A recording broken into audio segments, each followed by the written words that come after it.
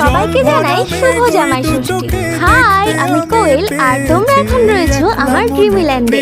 জামাই ষষ্ঠী উপলক্ষে আজ আমি তৈরি করছি এই সুন্দর ঐতিহ্যবাহী তালপাতার পাখা।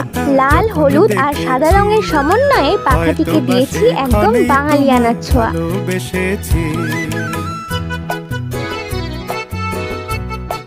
তার সঙ্গে কিছু কলকা আর মাঝখানে শুভ চিহ্ন ব্যবহার করেছি, যা এই বিশেষ দিনটির আনন্দকে আরো বাড়িয়ে তোলে। এই ধরনের হ্যান্ডমেড ক্রাফট শুধু সাজসজ্জার জন্য নয়, উপহার হিসেবেও খুব সুন্দর লাগে।